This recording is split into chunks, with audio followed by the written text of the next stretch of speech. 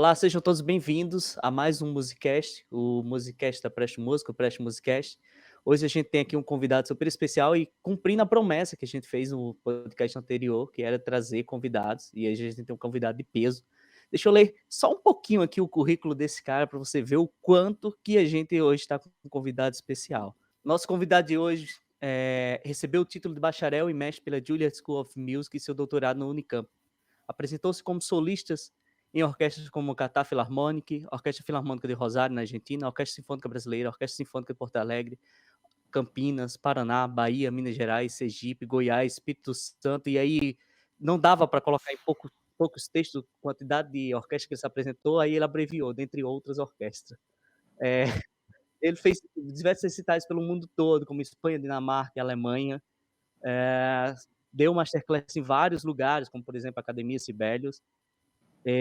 Hoje, atualmente, ele é diretor adjunto da Escola de Música da UFRN, professor colaborador da pós-graduação da UFRJ e coordenador de um projeto que, por sinal, eu sou muito feliz por esse projeto estar acontecendo, é o Alto Parisot, que tem levado ensino de instrumentos de cordas para meninas em Caicó, em Jucurutu, no Rio Grande do Norte, cidades lá do interior, lá dentro da região de Seridó, a região a qual eu nasci, do Rio Grande do Norte.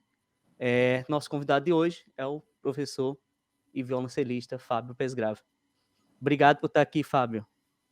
Obrigado, muito obrigado pelo convite, é Vitor e Natália. É isso aí. Fábio, a gente sempre começa pedindo aqui a apresentação de todos, principalmente pedindo para você falar um pouquinho sobre como é que foi sua trajetória musical, da iniciação musical de fato, até porque a gente vive dentro de uma bolha musical que acha que todo mundo está dentro da academia e todo mundo se conhece, né? Mesmo você sendo um dos principais instrumentistas, se não o principal violoncelista do Brasil e conhecido no mundo todo, existem pessoas ainda que não o conhecem, então poderia se apresentar, principalmente falasse um pouco sobre a sua infância, como você iniciou na música, como é que foi para chegar até o violoncelo. Bom, a minha infância ela sempre foi cercada de música. Meus pais sempre gostaram muito de música. Minha mãe estudou piano, meu pai é organista. Então ele, apesar de ser engenheiro, essa parte dele ser organista ele levou a vida inteira.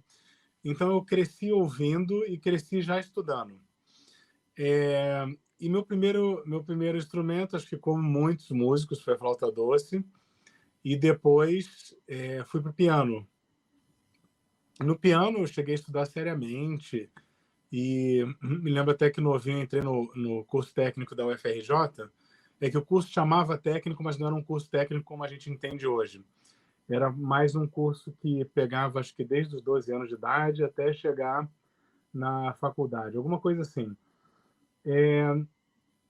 E aí depois, eu tenho uma prima que é violinista, e ela foi uma das primeiras pessoas no Brasil a usar o método Suzuki. Quando ela trouxe o método Suzuki para o Rio de Janeiro, isso nem existia lá. Eu estou falando aí de talvez 1990, 1989, alguma coisa mais ou menos nessa época. E é, ela acabou me convencendo a estudar o cello. Eu até na época estava com vontade de aprender trompa. E acabou que eu acho que quando a gente tem essa idade assim, né, de 12, 13 anos, às vezes não é nem o instrumento que você vai atrás, mas alguém que toca o instrumento. Então eu era fã do Philip Doyle, do trompista. Ele era namorado da minha prima e me levava no jogo do Flamengo. Então eu queria tocar trompa igual a ele. Mas aí ela me convenceu a ir pro cello e na época, eu acho que eu fui uma das primeiras pessoas a começar o cello pelo método Suzuki no Brasil, que na época ainda não era muito comum. Só que eu tive a sorte eu já tinha uma leitura muito boa, porque tinha estudado piano. Eu me lembro que a gente fazia nas aulas de teoria lá do curso técnico da UFRJ, onde eu estudava piano. Com 12, 13 anos, você tinha que fazer aqueles ditados a 4 vozes, solfejar em claves diferentes. Então, assim, era um treinamento teórico que até hoje me sustenta muito como músico. Mas como eu tinha uma leitura boa, logo depois que eu comecei a estudar o cello, uns 2 anos depois, abriu vaga num grupo profissional no Rio, o Rio Cello Ensemble, e eles optaram por escolher 2 jovens. Fui eu e meu amigo Saulo, que hoje é professor no Kentucky, eu acho. Estou na dúvida agora, mas acho que é Kentucky. E eles deram essa oportunidade para a gente.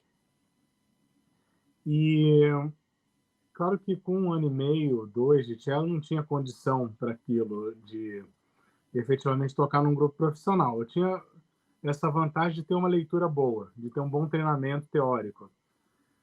Mas foi uma experiência interessante, porque foi tipo assim, tipo alguém que não sabe nadar, joga na piscina e fala assim, ó, sobrevive. Então você acaba aprendendo muito rápido, porque você tem que sobreviver. E nessa época, quando eu entrei no grupo, o grupo era muito ativo, viajava muito e tocava com vários nomes da música popular brasileira. Então, né, com essa fase aí, acho que devia ter 15 ou 16 anos, eu estava no dia a dia ali com o Wagner Tiso, com o Milton Nascimento, com a Nana Caymmi, e Gilson Peranzetta era outro que a gente tocava demais com ele. E essas coisas todas me influenciaram muito, porque na música tem muita coisa que você aprende por proximidade, não por dentro de sala de aula, né? Você aprende tocando junto, você aprende ouvindo, você fica com referências. Eu me lembro como eu tocava piano na época, uma das diversões que eu tinha de quando voltava do ensaio dos cellos era chegar em casa e tentar imitar o que o Wagner tocava no piano. Ficava ali caçando as notas do que ele fazia nos improvisos dele, do que ele fazia nas melodias. E eu acho que tudo isso foi um aprendizado muito interessante. Meu primeiro professor, Fernando Bru, que até hoje é concertino da USB, eu sentava do lado dele no grupo e ele é um excelente profissional. Ele é daqueles músicos de orquestra que sabe o andamento de todos os solistas, todos os maestros, sabe onde a pessoa vai respirar, sabe qual é o tempo que vai entrar. E ele foi extremamente exigente comigo no grupo. Do quê? De me fazer entender que não era só eu tocar a minha parte, ter minha parte aprendida, mas que eu tinha que ouvir com muito reflexo o que estava acontecendo na minha volta. E isso daí eu aprendi com ele na prática. E eu não sei se eu não tivesse tido essa prática, se eu teria tido o mesmo destino, porque essas coisas não dá para você ensinar em sala de aula. Esse tipo de coisa você só aprende do lado da pessoa. Então, em situações reais. Então, nessa minha infância e adolescência, eu acabei tendo um caminho talvez que não seja muito óbvio, porque eu comecei com piano, né? Estudei piano seriamente, fui pegar cello para o que é os padrões de hoje em dia relativamente tarde, que são 12 anos e meio, 13 anos, não sei, por aí. Nessa época, hoje em dia, o pessoal começa com 4, 5 anos de idade, né? Mas eu acho que se não fosse por essa experiência profissional que eu tive cedo, eu não teria tido o mesmo caminho. É incrível, né? A Natália, eu acho que tem alguma coisa para falar, mas é incrível você tá tão jovem diante de nomes gigantescos. Então, acho que isso para sua formação, como você mesmo falou, é gigantesco. Nossa, eu não sei nem descrever, estou procurando palavras para escrever aqui o quão importante é isso para a formação e o quanto isso se tornou o músico que você é hoje em dia, né, Natália? Eu, assim, a pergunta que eu ia fazer, ouvindo você falar a respeito da sua iniciação na música, seria como aconteceu essa iniciação assim no violoncelo, no que se refere à escola de violoncelo? Bom, esse meu primeiro professor, o Fernando Bru, ele vinha de uma formação muito sólida na Argentina. A família dele é uma família reconhecida de músicos. Ele tem um sobrinho que, inclusive, é violoncellista da Filarmônica de Viena. O irmão dele tocou na Volksopera em Viena. O outro estudou no Conservatório de Paris com o Navarra. e ele teve um professor russo muito bom na cidade dele, em Tucumã. Então, assim, junto com a coisa do Suzuki, e que eu comecei a minha primeira aula junto com esse meu amigo que eu falei, o Saulo, que hoje está nos Estados Unidos, junto com a coisa do Suzuki, que tem a motivação, que tem você estar junto com os outros, tem essa coisa de tocar em público cedo, mas o Fernando trazia uma bagagem técnica muito, eu vou dizer assim, além de ser muito competente, mas ele passava de uma forma muito tranquila. E, mais uma vez, uma das coisas que ele não abria mão era do solfejo. Era uma coisa que a gente tinha que estar sempre 100%, que às vezes até quando a gente faz início em métodos que são mais voltados para o ouvido, que é muito bom também, mas às vezes falta um pouquinho essa parte, né? A gente fica um pouco desconectado. E depois, mais para frente, começa a ter problema porque você chega num limite que não consegue mais passar, não consegue mais ultrapassar de leitura e tudo mais. Então, eu tive essa sorte de logo no início ter eu estava aprendendo várias coisas técnicas muito boas e sem nem saber que estava aprendendo isso, entende? Isso daí que eu acho que é o mais legal. Nunca falava assim, isso daqui é a técnica de fulano, não, nunca era assim. Era sempre uma coisa muito natural, do jeito que ele passava. Muito, muito, muito legal isso. Eu te cortei, desculpa, Natália. A pergunta que eu gostaria de fazer agora era como Juilliard aconteceu assim na sua vida? Por meio de assim, essa oportunidade de estudar e conhecer novos professores, uma nova cultura, Acho que experiências musicais mesmo. antes dele responder, seria bom a gente explicar para quem tá nos assistindo o que é essa tal de Juilliard, né? O que é essa escola que tanto se fala dela no meio musical. A gente tem essa escola como, se não a principal escola, eu acho que o Fábio, sem dúvida nenhuma, vai falar, não a principal escola do mundo, de música do mundo, uma das principais, mais importantes, e ela não é só escola de música, né? Ela é escola de arte dramática também. Para os jovens que estão assistindo aí, se eles lembram daquela atriz brasileira, a Morena Baccarin, ela fez até o Deadpool, ela é namorada do Deadpool, quem assiste Gotham, é uma das pessoas formadas em Juilliard, fez dramaturgia lá. O próprio John Williams, ele fez Juilliard também. Então, o Robin Williams também estudou em Juilliard. E assim, a gente está hoje conversando com uma pessoa que teve lá, fez graduação e mestrado nessa escola, uma das principais escolas de música do mundo. Fábio. Inclusive, você falou da Morena. A Morena foi minha contemporânea lá, nós fomos colegas. Eu acho que, assim, voltando um pouquinho, o que aconteceu, eu já estava nesse grupo aí que eu estava comentando com vocês, e meus pais mudaram para São Paulo. Só que eu resolvi ficar no Rio de Janeiro porque senão ia ter que sair do grupo, ia parar com essas atividades, e fiquei morando com minha avó. E uma vez a gente foi tocar em São Paulo e eu fiquei um pouquinho mais lá para ficar com meus pais e peguei o avião de volta de São Paulo para o Rio, sentei do lado de uma senhora que estava com o marido e 3 filhos, e ela tinha vindo no Brasil exatamente adotar 2 meninos, e ela me viu colocando o cello embaixo do avião, né, no bagageiro, e ela começou a conversar comigo e falou: você é completamente louco, bota o cello embaixo do avião. Você imagina, a gente fazia isso corriqueiramente, né? E ela falou que era professora de um curso de verão nos Estados Unidos, que era violoncelista, e se eu tinha interesse de ir para lá. E isso ia acontecer tipo um mês depois daquela data, era super pertinho. Aí eu fui para esse curso e ela de lá que fez todo, porque hoje em dia você tem internet para procurar essas coisas, mas a gente está falando aí de 1995, né? Não tinha acesso a tudo, era correio.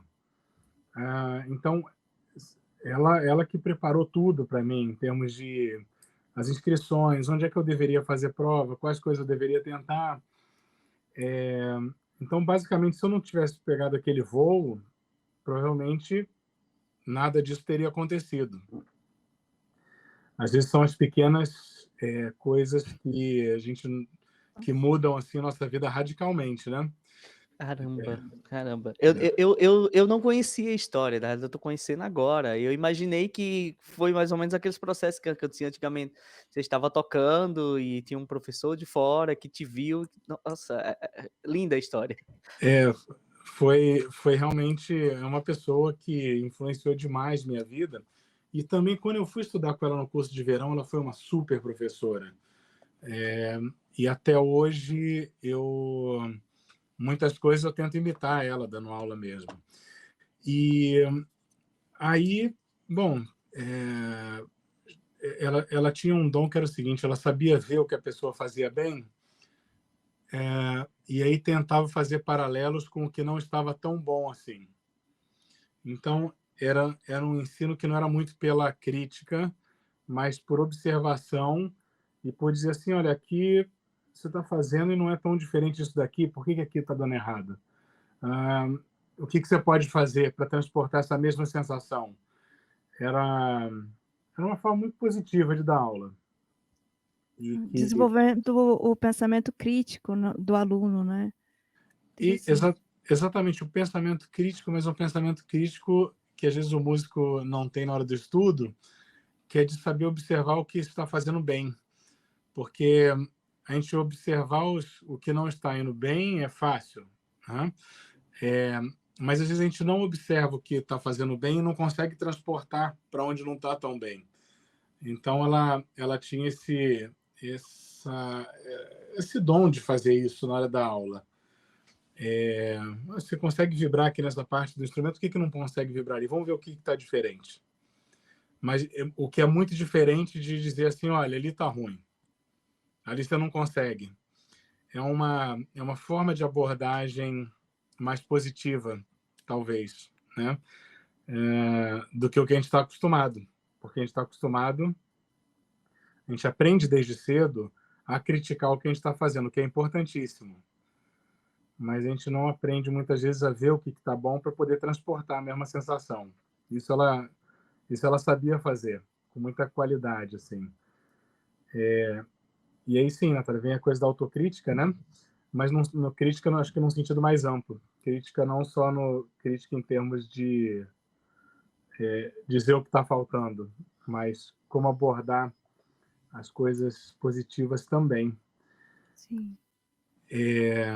E aí, ela que me levou para as provas, aí fiz as provas, acabou que, isso era 1996, tive, claro, muita ajuda dos meus pais,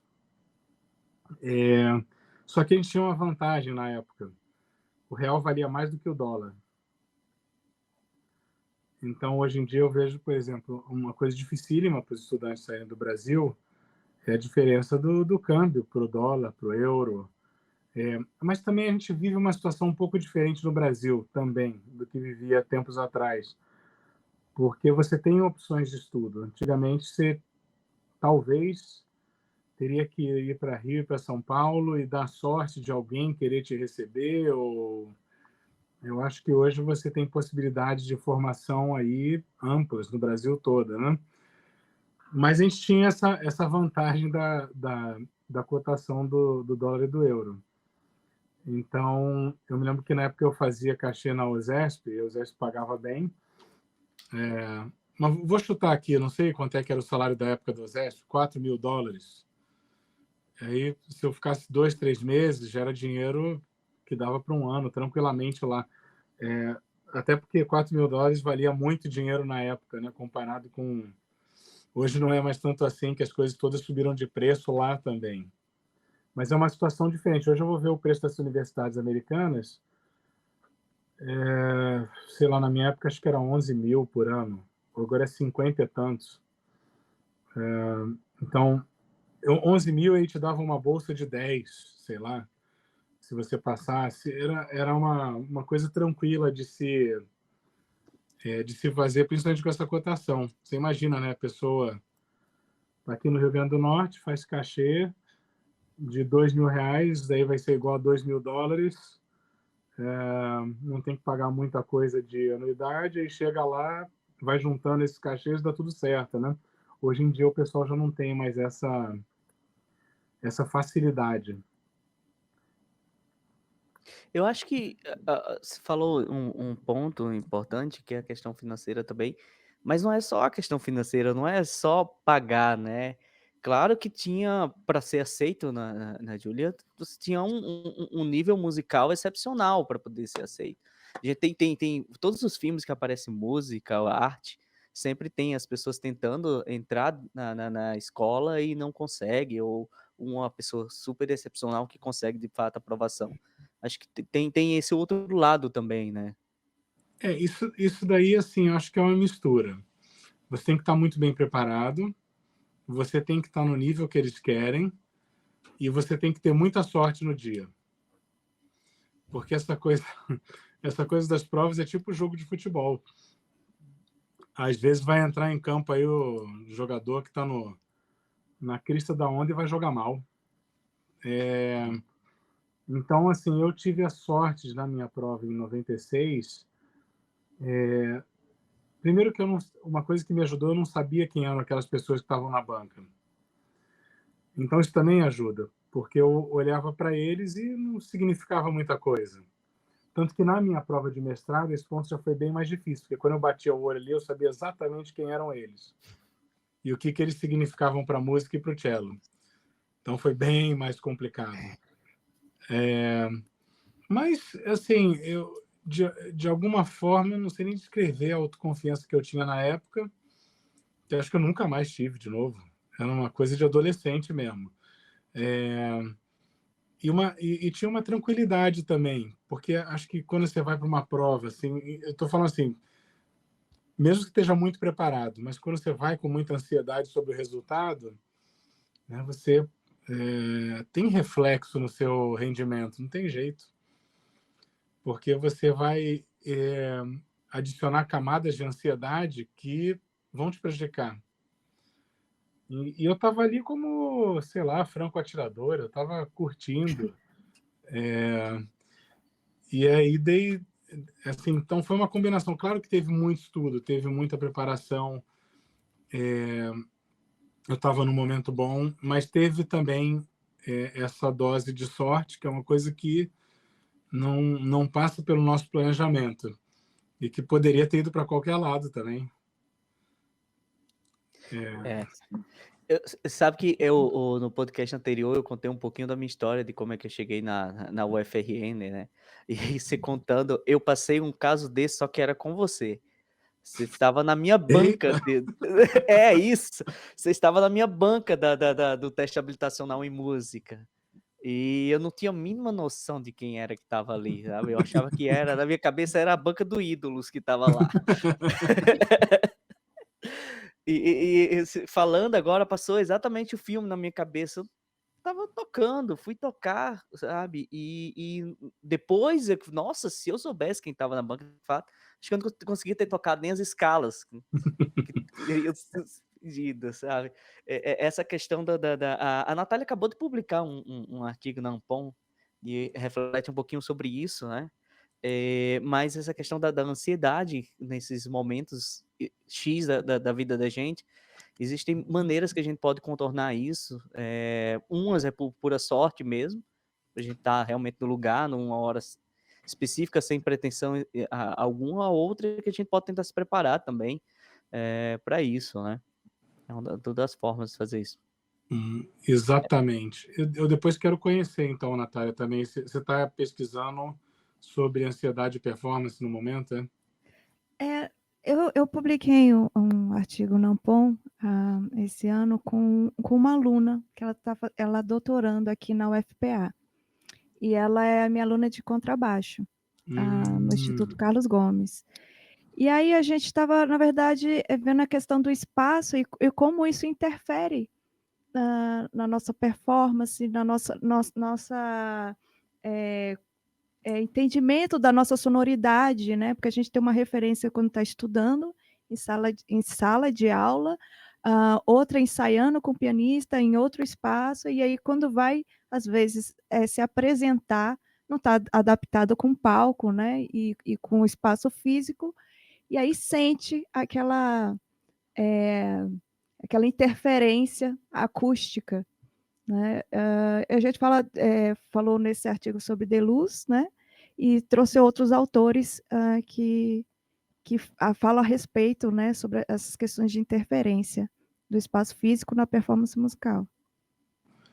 E isso é uma coisa que aqui no Brasil a gente tem, por exemplo, você vai para vários lugares em que a acústica é pavorosa, em termos de teatro, né? E o cello e o baixo sofrem muito com isso. O piano, mal ou bem, você aperta ali o pedal e você tem ressonância. Eu acho que até os instrumentos de metal, né, vocês conseguem achar ressonâncias de forma diferente. E para a gente, às vezes você vai tocar um repertório que você conhece bem, que você está bem preparado, aí você pega uma acústica dessa daí, depois de 15 minutos você está exausto no palco. E não tem mais nem energia para saber por onde seguir, né? Verdade. Até a nossa dinâmica, né? Porque a gente trabalha numa dinâmica X, aí sente que não soa e acaba se Isso, excedendo. E o instrumento não aguenta, não responde. exatamente. E o corpo fica exausto, né? Verdade. Muito E aí, bom. isso, a gente tá fugindo do tema, mas a gente já volta. Tá? Mas isso especificamente influencia também na questão da ansiedade, né? Nós, músicos de metais, a gente meio que já inicia especificamente em vários palcos, em várias acústicas diferentes. A gente vem geralmente de banda. E banda não tem um lugar específico com o teatro para se apresentar. E a rua é o normal, digamos assim, pra gente. E esse ano, em julho, estava tendo um festival de Tonhaca Dantas, lá em Carnaúba dos Dantas, né? A gente estava lá também, e o professor Tarcísio do piano, ele é neto do Tonhaca Dantas, foi tocar algumas obras inéditas. Então, as obras que a gente estava fazendo pesquisa aqui em Belém, encontrou do Tonhaca Dantas aqui na época que ele Olha veio, na só. época da Belle Époque, na época da borracha, né? Ele foi fazer essa estreia, e quando eu vi ele, que ele viu aquele público, que era algo microfonado, mas estava na rua, e que ele olhou assim, eu pensei, eu acho que vai dar problema esse piano elétrico aqui, essa reação do público, porque as pessoas não estão ali só para ouvir. Tem as pessoas que estão para ouvir, mas tem as outras que estão ali para conversar, então tem todo um ruído externo. E aí eu acabei não falando nada para ele tocou. Deu muito erro, muitos problemas. O pedal dele parecia que tinha um carrinho, começou a andar para frente. E aí eu estava passando página para ele, eu passava a página, corria, puxava o pedal de volta para ele, e ficou nesse jogo, mas ele sentiu também essa dinâmica de estar no meio da rua, nesse lugar não preparado, um lugar que ele não estudou, com acústica totalmente diferente, a caixa de som produzindo um som equalizado de forma diferente que o próprio piano dele emitia. E ele falou, nossa, é uma experiência que eu nunca passei na minha vida. É muito diferente. Eu me perdi várias vezes, enfim, acho que a gente pode chamar ele depois para ele falar sobre isso. E esse universo de controlar principalmente essa ansiedade e essa questão, essa situação psicológica que a gente se encontra, é bem complicado, mas isso era só um exemplo que eu queria dar sobre isso. Então, vou Eu acho. aproveitar, eu vou perguntar sobre a Vá lá. questão enquanto solista, as suas experiências em diferentes palcos, né? E em diferentes orquestras, assim, já aconteceu alguma gafe, alguma dificuldade estrutural, algo assim que lhe influenciasse tocando, ou que você conseguiu resolver ali ou não? Eu acho que tem coisas do cello e do baixo que são sempre assim uma aventura. Por exemplo, tem vezes que mesmo que você tenha um apoio no chão para segurar o espigão, o chão está encerado demais, e aí o negócio fica, mas não fica 100%. E aí a gente tocar com aquele negócio no chão também já muda um pouco a nossa sensação com o instrumento, né? Não é a mesma coisa que ter o espigão fincado ali, mas ninguém quer que você fure o palco. Mas tem vezes que eu tô meio nervoso, antes eu não quero nem saber, eu vou e furo o palco, depois paciência, se quiserem. Mas eu acho que teve uma vez um caso em Campinas, que foi interessante, que eu toquei o concerto de Rinastera, o primeiro concerto. E acho que era a primeira vez que eu estava tocando ele. E estava muito seco lá em Campinas, naquela época. Essa época de julho, assim, agosto, por aí. E as craveiras não estavam parando de jeito nenhum. Aí, quando chegou, acho que no final do primeiro movimento, a minha corda sol desceu uma oitava. Aí eu fiquei naquela, paro ou continuo, vou tentando do jeito que dá até chegar no segundo movimento. Aí, assim, teve algumas coisas que não deu para fazer, teve outras que eu continuei. Teve outros que deu para transpor para outras cordas, né? Nossa, na hora. Na hora. Aí, quando acabou o concerto, o professor Jonatas Manzoli estava assistindo, lá da Unicamp, né? Aí ele virou para mim e falou assim: achei maravilhosa a peça e o efeito da escordatura foi incrível.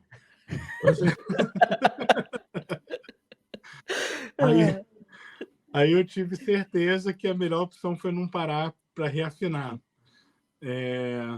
Mas são decisões, às vezes, que você tem que tomar muito rápido, né? E tem jogos de força sempre que você tem que fazer nessas horas. Tem vezes que você não está confortável com o tempo. Não só com orquestra, mas às vezes muitas vezes em recitais você encontra com a pessoa um dia antes, né? Ensaia e toca. E às vezes a pessoa está muito nervosa com a parte, não te ouve muito bem, aí você não consegue fazer uma troca muito espontânea, aí tem que forçar um pouquinho a barra, às vezes segurar um pouco o andamento ou puxar para frente, para ver se dá aquela puxada no tranco. Isso não tem nada a ver com a pessoa tocar bem, né? O contexto ali da velocidade em que a coisa acontece mesmo. Agora tem gente que não, que o que você fizer, ela tá junto e ao mesmo tempo essa pessoa te inspira a fazer coisas diferentes também, pelos impulsos dela, né? Mas eu acho que de gafe, uma também terrível que aconteceu uma vez, foi que eu estava com... Não, o cello viaja sempre com a passagem dele, e eu não sei por que cargas d'água, na época eu tinha um cello meio chinês, assim, que eu usava para levar para alguns lugares, ou para emprestar. E aí eu não sei por que cargas d'água eu troquei a caixa no dia antes da viagem. E aí quando eu cheguei no destino lá onde eu ia tocar, eu abri a caixa e falei, não acredito que eu trouxe o chinês ao invés de trazer meu cello, né? Como é que eu vou explicar para a pessoa que ela pagou uma passagem que é mais cara do que o cello? A sorte é que eu tinha um instrumento que estava consertando num luthier, que foi em São Paulo isso, e que o instrumento estava pronto. E que aí e ele ficou maravilhoso o instrumento. Então, ainda bem que eu tinha deixado lá e que o instrumento estava pronto na hora de tocar, porque senão eu ia passar por alguns apuros assim de... E teve uma também que foi maravilhosa, que foi uma vez um casamento em Nova York, já não estava mais o real igual ao dólar, o dólar já estava caríssimo. Aí uma amiga minha, violinista, me arranjou um cachê num casamento. E pagava uma grana boa. Sei lá, como se fosse hoje $300. Era um negócio que fazia diferença. Aí eu estava estudando a sonata do Kodály, que você abaixa a corda sol e dó um semitom, né? Fica fá sustenido e si. Guardei o cello na caixa, fui pro casamento, cheguei meio em cima da hora, puxei o cello, comecei a tocar lá o cânone de pá, que eu só pensando assim, pô, esse instrumento tá esquisito hoje.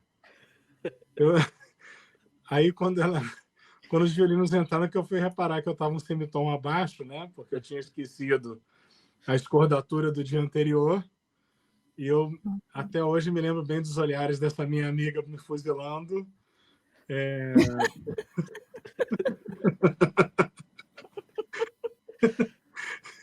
E aí eu aprendi que quando você estuda peça com escordatura, no final do dia você reafina o instrumento e deixa ele bonitinho lá, que se acontecer uma emergência, você não passa por isso. Baita conselho, né? Isso daí Aí, Natália, você que fica tocando com baixo toda hora, com as cordas trocadas e das cordaturas Não. solo. Vocês estão acostumados, né? Tem isso. O Sim, contrabaixista tem o sim. hábito. O cellista não tem, então... E falando em presepada, eu estava lembrando aqui, você falando na questão do apoio, né, para colocar o espigão. Gente, eu e Vitor fomos dar um recital lá no UDA, né? Aí eu toquei a La Sonâmbula, né, de Bottesini, com o pianista lá, o professor, e eu me empolgando, assim, tal, e aí estava muito legal, só que eu estava muito próximo, assim, da plateia. E aí, naquela empolgação, e o contrabaixo não era o meu, né? Contrabaixo, assim, modelo alemão, pesadão, assim, aí fazendo igual Bottesini, né? Subindo e descendo a textura todinha e tal. Do nada, escorrega o contrabaixo. Quase que o contrabaixo atropela a plateia. Eu segurei assim, no susto. Isso é um pesadelo, né? Meu É um Deus. pesadelo, total. Assim, tava muito legal. Falei, nossa, que droga, estragou o momento, assim. E o povo, assim, filmando, assustado, assim, quase foi atropelado por um contrabaixo. E caiu 3 vezes, né? Se eu não me engano, foi 3 vezes que Não que conta, caiu. Vitor, não conta. Isso daí Caiu Tem que 3 ter vezes durante a habilidade mesma nessa música. hora. Tem que O ter muita engraçado habilidade. é que depois ela tocava uma música comigo e exatamente ela tinha que ir lá e baixar a afinação, porque senão não ia dar certo, né? E aí ela saiu do palco rápido, assim, aí o Milton Maciado chegou pra mim, assim, preocupado, disse, a Natália saiu pra chorar? Eu digo, não, a Natália não chora, não. Ela foi só mudar a afinação já do tô contrabaixo, acostumada, já. porque ela vai tocar comigo, ela tem que colocar no encordamento comum do contrabaixo. E a gente pode continuar agora, né, Fábio? Voltamos depois de 20 minutos para o ponto onde você parou. Estava exatamente logo após a sua seleção na Juilliard. Isso. Aí, bom, eu fui para lá muito empolgado, tive anos maravilhosos lá, foram 6 anos e meio, ou 7, não lembro. Que eu tirei um tempinho no Brasil, no meio do meu mestrado. Tirei 6 meses. E o tipo de experiência que eu tive lá na época foi fabuloso. Eu dei a sorte de pegar uma geração de professores que estavam aí na faixa dos 90 anos e que eram fabulosos, né? O Parisot era um deles. Eu não cheguei a estudar com o Aldo, ele estava por lá, não cheguei a estudar com ele, estudei com o Shapiro, que também estava com seus 90 na época, mas ele foi primeiro cello do Toscanini na NBC, ou seja, é um nível de história fantástico, né? Eu estudei música de câmara com um violinista que o quarteto do Weber foi dedicado a ele. Então, o fato de ter essa geração era muito significativo. Eram tempos diferentes, muitas vezes dentro de sala de aula. Os professores eram quase tipo coach de futebol americano, né? O clima fervia mesmo. Acho até muito bom que tudo isso tenha se transformado hoje em dia, porque em vários momentos o limite alcançado ali era muito alto, né? E muita gente quebrava, muita gente não aguentava. Eu mesmo, em vários momentos, não aguentei, tanto que eu vim para o Brasil passar 6 meses aí, em um momento, para dar uma tranquilizada. E Mas o que eu sinto até que no final do tempo que eu estava lá, que já era início dos anos 2000, esse estilo já estava mudando. Então, por exemplo, meu segundo professor no mestrado, o Krosnick, eu não passei por nenhuma situação de ansiedade com ele, nenhuma. Era tudo uma conversa muito tranquila, sempre visando o que eu podia fazer para melhorar o que eu estava tentando fazer, mas dentro dos padrões que são os padrões que a gente tenta usar hoje, né? Que a gente se esforça para que as pessoas sintam. Claro que elas têm que progredir dentro da aula, mas elas têm que se sentir confortáveis também. Tocar o instrumento já é um sofrimento por si só. É um negócio desgastante. É um negócio que um dia você abre e está dando tudo certo, no outro você abre e está dando tudo errado. Coisas que você acha que você teria para sempre, dali a 2 dias você vai, experimenta, não está mais. Mas tem os outros lados também, né? Tem coisas que você acha que nunca vai conseguir, de repente aparece, começa a funcionar. Mas eu acho que o processo do aprendizado do instrumento ele não é um processo assim, um passeio no parque, né? Ele é um processo de desgaste. É um processo que, inclusive, meio cruel no sentido que tem que ter o todo dia. Ninguém melhora sem o todo dia, não tem jeito. Você pode ser um gênio, se você não estudar todo dia, você não vai para frente. Talvez diferente de outras coisas, né? De outras áreas, que o padrão de aprendizado é meio diferente, porque não é só a quantidade de aprendizado, é aquela rotina diária de que hoje, aos 46 anos, quando eu me preparo para o concerto, eu tenho que ir lá, lavar o rosto, fazer minhas cordas soltas, fazer terças, sextas e oitavas, né? Como se um matemático tivesse que voltar para a tabuada todo dia. Mas o nosso processo ele é desgastante assim. Então, acho que é muito bom que teve essa transformação na forma de dar aula, porque eu acredito até que essa coisa, do jeito que era, adicionava estresse para a sua prática diária também, né? Que já é uma prática estressante por si só. Então, não precisa disso.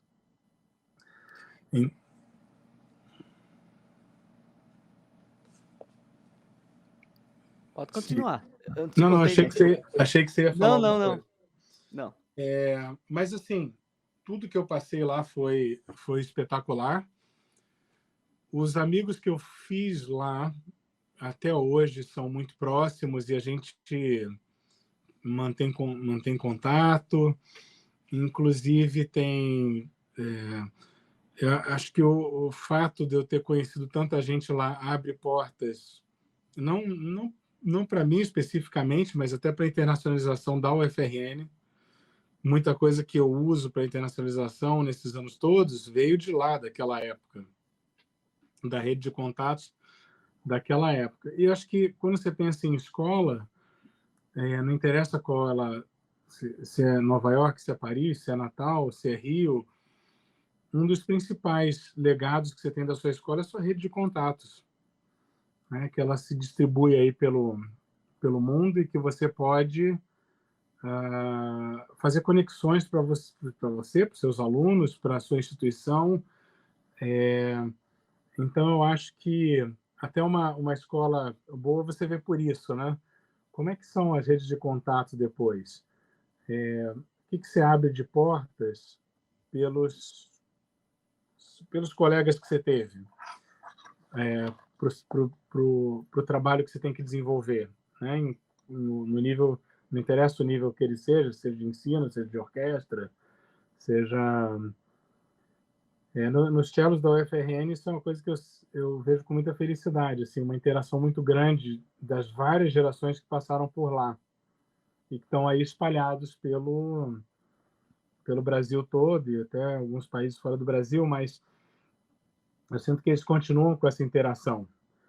E isso, para mim, é uma coisa valiosíssima, porque essa rede de networking é uma coisa que, para a vida do artista, é importantíssima.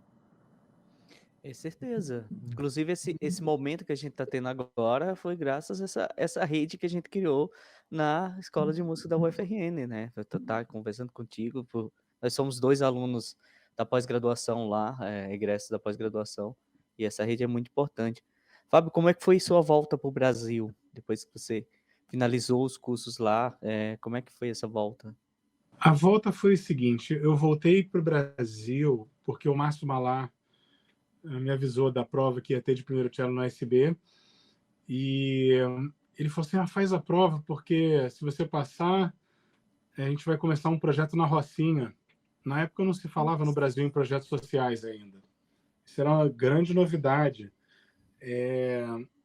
Isso eu estou falando 2001, por aí. Né? Esse movimento todo estava... Já tinham tido iniciativas, mas não da forma que eles têm hoje. Né? Aí tinha tido aquele negócio daquela guerra lá dos Estados Unidos com o Iraque. Eu estava lá em Nova York no ataque das Torres Gêmeas, não sei o que lá. Eu já estava meio desgastado ali, depois de alguns anos. Eu falei, quer saber? Eu vou para o Rio.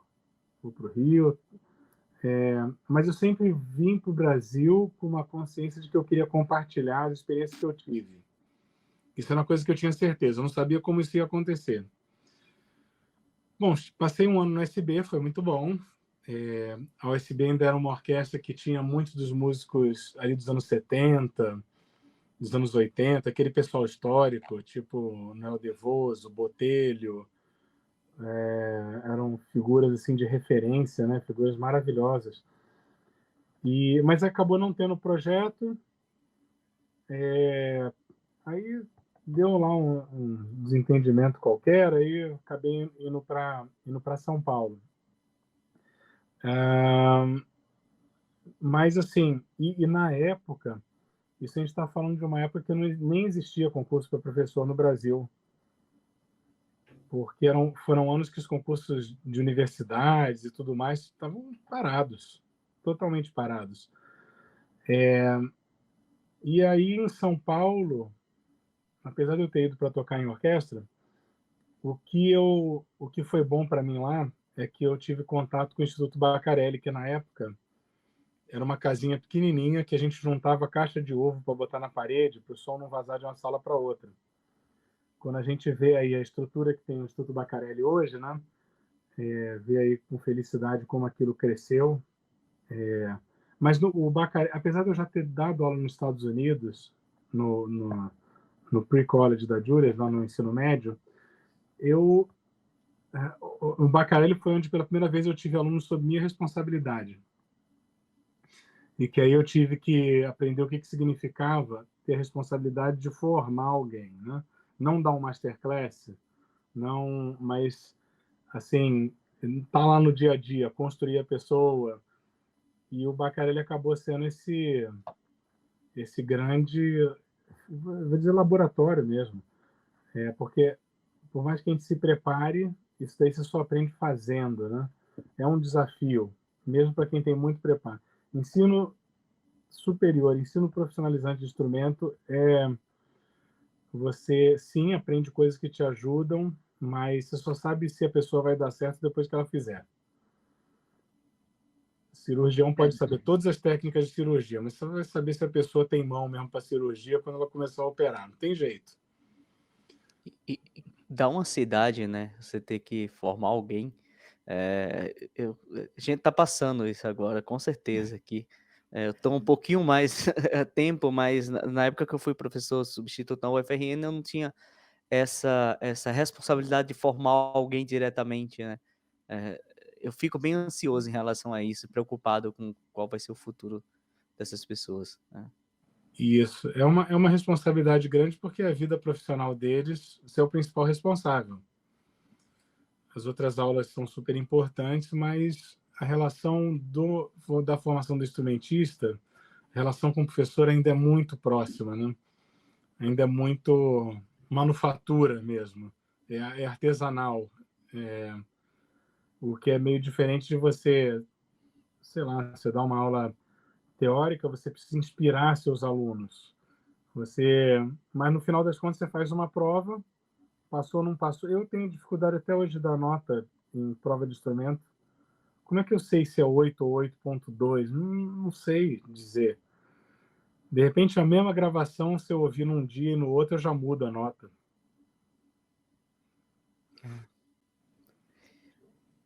É para se pensar, né? Interessante. É para se pensar.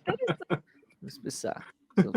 São muitas coisas envolvidas, né? Em relação a Sim. isso. É. Até o seu próprio humor quando você está julgando. Sim. Você é uma Verdade. pessoa, você acorda às vezes num dia ruim, ou então acorda feliz demais, ou então nunca é uma coisa, é que não é um fator, não é uma coisa objetiva, né? Como você errou essa progressão dos acordes. Aí isso é objetivo, isso é uma coisa que é como cálculo matemático, né? Que está certo ou está errado.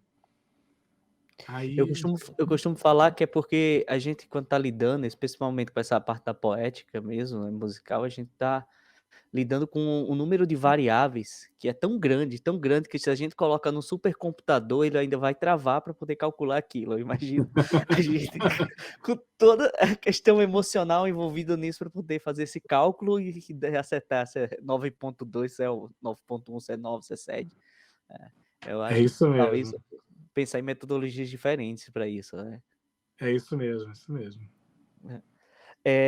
Fábio, e aí, como é que é a sua chegada, então, na UFRN, na Universidade a qual você está até hoje aí desenvolvendo um belíssimo trabalho?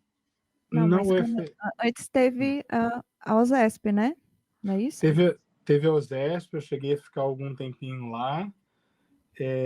Não foi muito, foram acho que menos de um ano, se eu não me engano. Mas quando eu estava lá, eu já tinha certeza que eu queria me dedicar ao ensino. Eu já estava sentindo isso antes, mas lá eu tive a convicção que minha contribuição com o Brasil não ia ser muito mais no ensino do que com orquestra. Isso era uma certeza que eu tinha. E acho que também tem perfis, tem gente que se adapta muito bem à rotina dos ensaios orquestrais, à rotina. Eu não me adapto, para mim é mais difícil. Agora, eu tenho colegas que fazem isso há 40 anos e amam, se sentem super confortáveis e que não gostam de dar aula. Eu prefiro, por exemplo, eu sou do tipo que prefiro 20 horas de aula do que 1 hora de ensaio de orquestra. Então, ali eu senti, principalmente quando começou o Baccarelli, que a minha vocação era essa. E aí o que aconteceu foi que eu estava já cogitando voltar para os Estados Unidos, ou estava na dúvida, né? E na época eu estava indo para Brasília uma vez por mês. Tinha um cargo que acho que nem existe mais nas universidades, que era professor conferencista. Não sei se eu ia uma vez por mês, uma vez a cada 2 semanas, não estou lembrado direito. Mas eu fiquei sabendo lá do concurso que ia ter para a UFRN. E eu, naquela minha ignorância típica, né, de quem nasceu no Rio de Janeiro, eu fui olhar onde é que Natal era no mapa, porque eu não sabia se era antes ou depois de João Pessoa. A gente fala dos americanos, né, mas às vezes a gente pergunta assim, fala aí da ponta da cabeça, onde é que fica Palmas? Aí a pessoa não vai saber se é vizinho do quê, vizinho não sei o que lá. Aí quando cheguei em Natal, e eu botei o pé ali em Ponta Negra, vi a universidade, eu falei, aqui que eu quero morar. Se eu ficar no Brasil, vai ser aqui. É aqui que eu quero que meus filhos cresçam. E eu dei a sorte de pegar um período, quando eu cheguei da universidade, muito bom de trabalhar, né, em termos de recursos, que foi na época daquele programa Reúne. Então a gente comprou um monte de instrumento, trazia professor de fora, veio professor da Juilliard, veio professor do Conservatório de Paris, veio era farto esse recurso. Não era farto, assim, mas era uma coisa natural. Então, acho que isso daí, principalmente para as primeiras gerações, foi importantíssimo. E eu sempre gostei de ter na UFRN um olhar externo de alguém que eu confiasse muito e que viesse com uma regularidade, tipo uma vez por ano. Porque no dia a dia com os alunos você deixa de perceber certas coisas. É que nem na convivência, né? E aí quando você tem alguém que volta depois de um ano e vê, fala, olha, fulano aqui melhorou demais. Aí você fala assim, pô, tem certeza? Melhorou demais. Você não lembra que... No entanto, não sei quem não teve tanto progresso. Ué, achei que tinha tido. É sempre bom ter esse segundo olhar, esse diálogo, né? E quando, é, principalmente nos últimos 10 anos, tem sido o professor Matias de Oliveira Pinto, porque é alguém que eu confio muito, que tem uma carreira como pedagogo gigante e que ele vem para Natal uma vez por ano e eu vou para a Alemanha, geralmente uma vez por ano, e acompanho a classe dele também. Então, eu acho que na formação da classe, essa troca de experiências com continuidade é muito importante. Eu desviei um pouco sobre a chegada em Natal, mas Não, mas super tranquilo. Desculpa até que eu tô olhando para baixo, eu tô anotando isso aqui, isso é super importante. Uma baita de uma dica. é que Natal eu me apaixonei à primeira vista. Realmente foi a cidade que eu tive sorte de ter como casa esses anos todos e, e que eu me sinto muito natalense, já ganhei título e tudo, me sinto completamente em casa aqui e me sinto potiguar também, porque eu me preocupo com os assuntos do interior do estado, que eu acho que tem uma riqueza musical absurda, um potencial de desenvolvimento ainda muito grande. Quando a gente pensa o que se faz no interior e o tanto de recursos que tem, que é quase nada, as pessoas fazem milagre, né? E você começa a pensar assim, pô, e se tivesse, né, recursos, se tivesse condições, se tivesse... imagina o que não seria, porque o potencial humano é tão diferenciado, né? Então, desses assuntos assim que tangem Natal, Rio Grande do Norte, tudo me interessa muito. E foi aí que veio, inclusive, a ideia do projeto Parisô, com as meninas de Caicó, e que a gente está expandindo agora para Santa Cruz e Currais também. Legal. E a ideia é que, como tem tanto instrumentista de sopro no interior, se a gente começar a ter as cordas, daqui a pouco tem as orquestras jovens, né? E pode ser do pessoal vir para Natal ou não, isso não é nem o foco, mas de eles terem as orquestras na cidade deles para tocar, para ter atividades boas, desenvolverem com música, com arte, de repente algum vai querer puxar mais adiante. E a gente escolheu esse público-alvo das meninas de 10 a 15 anos, primeiro porque aqui no estado a gente tem essa coisa alarmante da gravidez adolescente, né? Que os índices são muito altos. E eu sentia também, isso daí, Vitor, você que conhece a realidade bem, muito mais do que eu, isso até mudou nos últimos 5 anos um pouco. Mas antigamente vinham mais os meninos estudar em Natal. As meninas era mais difícil. Agora eu sinto que estão vindo mais meninas. Então, Mas acho que isso é graças ao trabalho que vocês desenvolveram aí. Os apoios também institucionais, né? Eu sempre falo que eu só consegui me formar graças aos apoios financeiros mesmo da instituição, os programas de acessibilidade, né, à residência sim. universitária, e principalmente o setor social eu não lembro mais como é que é o nome mais da pró-reitoria, que antigamente a gente A chamava de PROAI. DAIS, né? É o PROAI Ah, agora, né? É, isso.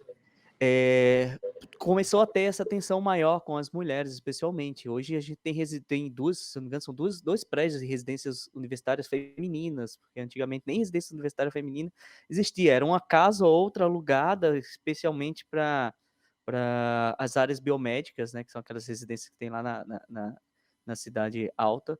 E realmente a universidade olhou para isso e esse empenho de fazer com que essas mulheres chegam também e tenham o mesmo apoio que os homens têm, muda a realidade, inclusive o perfil desses alunos, de fato, vindo do interior. E assim, isso que você está falando de chegar até o interior e fazer a música acontecendo lá, para levar a música das cordas friccionadas, isso é de suma importância para a região, porque é uma região prioritariamente dominada pelas bandas, que faz um trabalho excepcional, né? Eu sou cria dessas bandas aí, é um trabalho incrível, mas quando eu estudei, principalmente eu ando estudando muito Felinto Lúcio Dantas e Tonheca Dantas, e deparando com as fotos da época, a gente encontrava fotos de violinos, de violoncelos aí, e principalmente contrabaixo. Antes de da Olha tuba, só. tudo era tocado com contrabaixo, então a gente tem as bandas bailes antigas com contrabaixo acústico sendo tocadas. Assim, queria dar parabéns por esse trabalho que está sendo feito lá, acompanho sempre as fotos, é incrível, incrível mesmo, levar essa música para lá, fortalecer cada vez mais ainda o cenário musical, que é forte, mas precisa de muito apoio, né? Precisa de Incrível. recurso, né, Vitor? Eu acho que Isso, a o que, palavra é essa, o que, recurso. as esferas, tanto governamentais, principalmente, têm que entender que precisa de recurso. Você não faz milagre sem dinheiro, né? Quer dizer, acabam fazendo. Quando você vê aquelas bandas cheias de jovens lá no interior e funcionam super bem, você olha e fala assim, deve ter milhões por ano aí, né? E não tem nada. Não. Muitas vezes trabalho voluntário, aquilo tudo, ou então com uma coisinha bem minguada. E aí a gente fica imaginando o que poderia ser, o que daria para fazer dentro dessa coisa toda. Eu, infelizmente, Natália, a gente não tenho contrabaixo, mas é um sonho para que em breve já comece a entrar o contrabaixo também. Porque... Pode falar. Não, a gente está... Porque o jeito de começar foi aquele, deu dinheiro para isso, vamos embora. Mas acho que com as coisas se consolidando, esse daí vai ser um caminho natural, e eu acho que essa coisa de ter as meninas tocando contrabaixo no interior vai ser fantástico, né? E tem bandas ainda no interior que ainda tem uma prática que é mais dos meninos mesmo, né? Não todas, mas eu sei que algumas são até exclusivas ainda, né? Então, acho que é bem interessante ter nas cordas, essa iniciativa, que aí quando se misturarem para a orquestra, a gente vai ter uma igualdade, uma igualdade maior, e isso é uma convicção que eu tenho, que principalmente no interior a gente não vai, isso eu não aprendi sozinho, aprendi até muito com o Leandro lá de Luiz Gomes, Luiz Gomes. de Luiz Gomes, que a gente só vai transformar a realidade ali quando transformar a realidade das meninas. Enquanto elas não tiverem horizonte, não tiverem perspectiva, as coisas não vão mudar muito, né? Por mais que se trabalhe.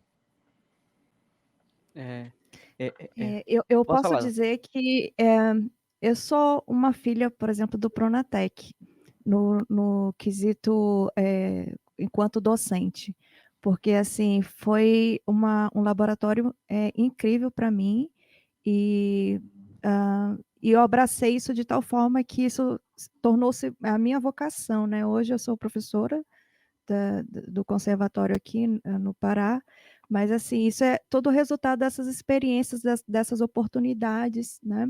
Dos projetos da UFRN, né? Das oportunidades, e essas meninas, né, assim como outras, né, no nosso país, necessitam muito dessas oportunidades, né? Mesmo que no caso, eu tenha sido criada, né, criada na orquestra, mas assim, o direcionamento da minha vocação tomou outros rumos, né? Foi uma história um pouco parecida com a sua. Foi um chamado. Uhum. Mas assim, eu agradeço muito as experiências que eu tive no Pronatec, em Macaíba, Sim. e na própria UFRN, né? Enquanto ali fazendo o estágio ali no próprio mestrado. E foi maravilhoso, assim. E espero que esse projeto, né, continue e que cresça cada vez mais, porque é uma oportunidade, é uma mudança de realidade na vida dessas meninas, e Uhum. uma futura profissão, e talvez, quem sabe, assim, expandir, abrir, né, abrir e expandir o mercado de música, né, que infelizmente, ao meu ver, em Natal é muito carente ainda. Então, assim, Com talvez certeza. nos interiores, começar aproveitar essa cultura de banda que já existe nos interiores do Rio Grande do Norte, e novas orquestras, quem sabe. Uhum. Isso seria fantástico, né? Isso daí é um sonho mesmo. Eu tava lembrando aqui, quando você falou essa questão orçamentária mesmo, e é de fato, a banda que eu comecei, que é a Banda Filarmônica Filinto Lúcio Dantas de Acari, ela tem um orçamento anual por volta de R$ 28.000 para tudo. Então Pois é. é muito pequeno, né, e é feito praticamente milagre para acontecer aquilo tudo lá, né? Enfim, é isso, mas um trabalho está sendo desenvolvido, vocês estão mudando de fato a cara vocês mudaram a cara da UFRN. Hoje a escola de música da UFRN é uma escola conhecida nacionalmente. Hoje, quando se fala em música, não, eu acho que a maioria das pessoas não vão procurar, peraí, é depois ou antes de João Pessoa? Eles já sabem, inclusive, onde é que é Natal Exatamente. e graças a esse trabalho que vocês fizeram aí, né? E assim, uma coisa que eu sempre falo é que eu fui muito bem formado, né? Eu ainda estou em formação, né? Eu acho que a gente para estar com a formação completa precisa chegar até o doutorado, mas é tudo que eu consegui de ter de formação, eu me sinto muito bem formado por ter feito parte dessa escola, ter aprendido nessa escola e principalmente as transformações que vocês trouxeram para a escola. Fábio, eu queria que você me falasse quais são os próximos eventos que você vai estar participando, poder divulgar aqui, que a gente vai estar publicando esse vídeo até dia 15, no máximo, de novembro. 15 de novembro. Ó, os próximos 3. Bom, primeiro a gente vai ter a mostra de violoncelos aqui em Natal, que vai ser a 11ª, que vai ser do dia 22 a 26 de novembro. A gente vai receber mais de 15 professores de cello. Vamos fazer um concerto de cellos no Papódromo. Vai ser uma coisa bem bonita. Outra, eu vou estar em Belém, inclusive, num encontro da Fundação. No encontro de cordas, que é início de dezembro, né? Que eu acho que é até o dia 6 a dia 9, acho que eu tô, não sei se Do dia 4 ao dia 7.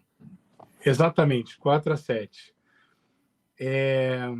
Aí depois disso, eu vou estar na oficina de Curitiba, que é final de janeiro, início de fevereiro. Eles estão lançando aí as divulgações em breve.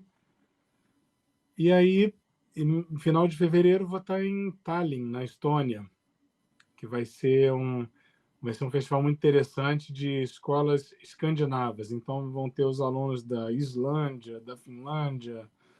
E, claro, que minha principal coisa vai ser levar música brasileira para lá. Isso é o que mais me interessa em termos de levar repertório, levar o que é nosso e que é maravilhoso e é diferente. Maravilha. Muito, muito, muito legal. E quem quer estudar na UFRN, o que é que tem que fazer?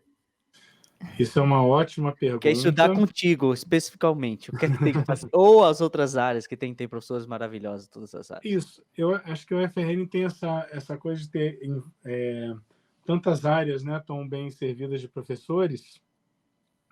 E a gente tem o curso técnico, a graduação e a pós-graduação.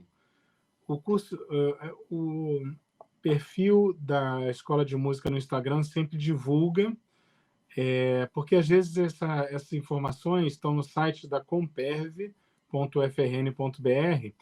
mas às vezes para a pessoa olhar pela primeira vez é meio complexo, assim, aí a gente divulga de um jeito mais didático no perfil do Instagram da Escola de Música.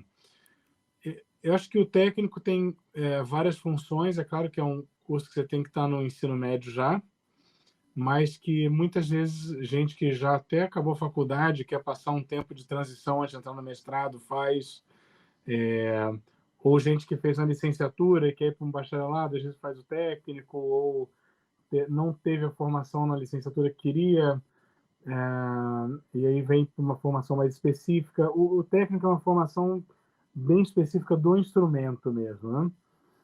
O bacharelado e a licenciatura são as coisas de graduação, e no mestrado a única coisa é que o nosso foco é música do século XX e XXI, e da forma mais ampla possível, que tem muita coisa no século XX e XXI, né? E se der tudo certo, em breve teremos doutorado também. Já estamos aí em processo. Olha aí, ó. Quem sabe se a gente daqui a Olha. pouco tá em Natal de volta, né, Natália? Saudade, saudade. Isso Bom aí. saber. Pessoal, eu vou colocar os links, tudo na descrição desse vídeo. Eu acho que o principal link é o site da Escola de Música da UFRN. Lá sai todas as informações, mas também vou deixar o Instagram da Escola de Música e vocês podem acompanhar e estar sempre atentos lá para os processos seletivos da instituição. Bom, Fábio, eu gostaria de agradecer muito a sua presença aqui. Eu não sei nem descrever, cara. Eu não tenho nem palavras para dizer o quanto é que eu estou feliz por você estar aqui com a gente. Você está compartilhando a sua história, contando fatos da sua vida que vai inspirar os novos alunos. É muito bom a gente ter essas referências tão grandes como você, tanto na sua vida como instrumentista, sua vida como professor. Isso é maravilhoso, para todos nós. Eu agradeço muito. Vou passar a palavra para a Natália, mas antes de encerrar, eu queria, claro, deixar a palavra final, mas eu queria te pedir para você falar, dar um conselho para quem está começando música hoje, que é bem o perfil, de certa forma, do público aqui da Presto Música. Mas a gente tem todos os perfis, mas 60% do nosso perfil é isso. Natália, e aí a gente... Fábio, você foi uma inspiração para mim, você é uma inspiração e acredito que para muitos, né, instrumentistas, acho que ao ouvir e conhecer um pouco da sua história, né, e como você chegou aqui, né, que é uma referência de sucesso, né, um brasileiro, um músico que venceu e está com a carreira, né, estruturada, é um violoncelista de renome nacional e internacional. Digo para você que você é uma inspiração para mim e para todos os instrumentistas que estão iniciando e de orquestra também, e agradeço por tudo, porque eu lhe conheci na orquestra, né? Vendo você tocar, então, assim, foi uma mudança, um divisor de águas na minha vida, na minha formação enquanto professora, e muito obrigada pela sua participação aqui, pelos seus conselhos, por compartilhar um pouco da sua história. Eu acho que também agradecer, que a gente acabou esquecendo de agradecer você, Fábio, pelo apoio que você deu pra gente durante o mestrado em música na UFRN, né? Foi de fundamental importância pra gente. Agora é contigo. Qual Bom, o eu queria. conselho e fica à vontade. Não, quem agradece agora sou eu pelo por tantas palavras carinhosas aí de vocês dois. E que eu tive o privilégio de conviver aqui com vocês em Natal, com a Natália já desde antes, né? Acho que desde quando eu conheci seu pai lá não me lembro se foi no Rio ou em Vitória, mas em um desses lugares, em algum lugar do passado, quando vocês estavam começando ainda a estudar, mas já tinham muito talento. E um conselho para quem está começando a estudar. Eu acho que quando a gente começa e se apaixona por um instrumento, pela música, a gente começa com muita empolgação. Muitas vezes a gente vê essa empolgação cair um pouco quando as dificuldades aparecem. E elas vão aparecer, e elas vão ser muitas. E elas não vão acabar nunca. Elas vão estar sempre lá, não importa em qual estágio da sua vida você esteja. Então, o desafio é que, para quem está começando, esse sentimento que vocês têm agora não se perca jamais. Não importa o que acontecer, não importa o que disserem para vocês, não importa a prova que vocês fizeram, o recital que foi mal ou foi bem, o contato de vocês com a música tem que ser uma certeza interior e tem que ser uma vivência que vai muito além de qualquer circunstância. E isso, muitas vezes, a gente acaba perdendo com o passar do tempo. Então, a gente tem que sempre lembrar, voltar ali para o início, de quando a gente se apaixonou pela música, se apaixonou por um instrumento e decidiu que queria fazer aquilo, estudar aquilo. Então, o meu conselho seria esse, de não perder essa inspiração inicial, que é o que mantém a gente para sempre. Belo conselho. Bravo. É isso aí. Eu tenho um efeito, peraí. Feito aqui. É isso.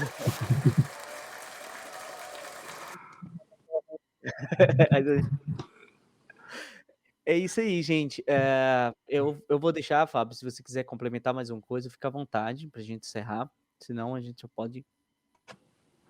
Não, acho que a gente já foi uma conversa hiper agradável, a gente conversou sobre vários assuntos e eu aprendi coisas novas com vocês também. E eu acho que isso daí foi mais interessante, às vezes, até se fosse só falar, mas foi muito interessante que a gente teve esse diálogo também, que foi super agradável. Agradeço a vocês e espero que essa história inspire muitos alunos de violoncelo a seguirem carreira.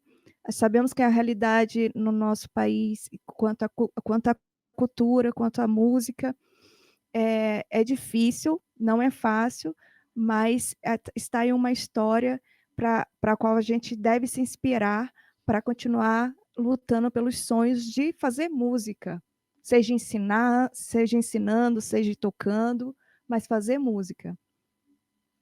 Que lindo, e depois de todo esse tempo aqui com o Fábio compartilhando todas as experiências dele, dando conselho, dicas e tudo mais, desde o aluno até o professor. Se esse vídeo aqui não valer um like de vocês, não sei o que vale, né? Grande abraço, gente. Tchau, tchau. Esse aqui foi mais um Tchau. Teste Musicast. A gente se vê no próximo. Tchau, tchau. Até mais.